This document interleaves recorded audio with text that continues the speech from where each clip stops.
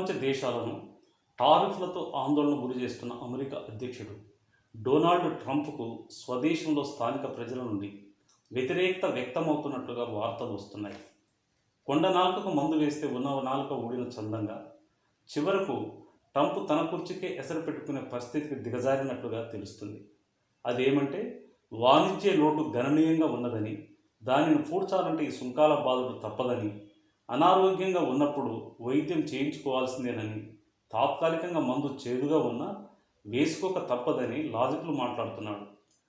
Bharat, China, Canada వంటి దేశాల దిగుమతులకు సుంకాలు పెంచుతున్న అమెరికా దేశీయ మార్కెట్లో హోల్సేల్, రిటైల్ మార్కెట్లను కుదేలు చేస్తున్నట్లుగా తెలుస్తుంది. దిగుమతి సుంకం పెంచినప్పుడు ఆ ప్రభావంతో హోల్సేల్ మార్కెట్ పెరిగి రిటైల్ మార్కెట్ దగ్గర డబుల్ అవుతున్నట్లుగా వార్తలు వస్తున్నాయి. దీనితో అమెరికా కన్జ్యూమర్కు పట్టపగలు చుక్కలు కనపడుతున్నాయి. ఈ కారణంగా స్థానిక ప్రజల్లో వ్యతిరేకత వ్యక్తమవుతున్నట్లుగా తెలుస్తుంది. కొంతవరకు సాఫ్ట్వేర్ రంగాన్ని మినహాయిస్తే అమెరికాకు చెందిన పలు కంపెనీలు తమ ఉత్పత్తులను వివిధ దేశాల్లో ఉత్పత్తి చేస్తున్నాయి.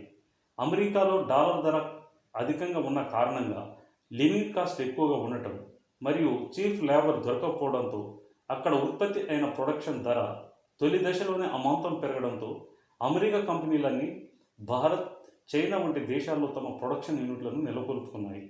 ఈ కారణంగా తన అమెరికాకు చెందిన కంపెనీలకే ట్రంప్ సుంకం విధించుకోవాల్సిన పరిస్థితి ఏర్పడుతుంది.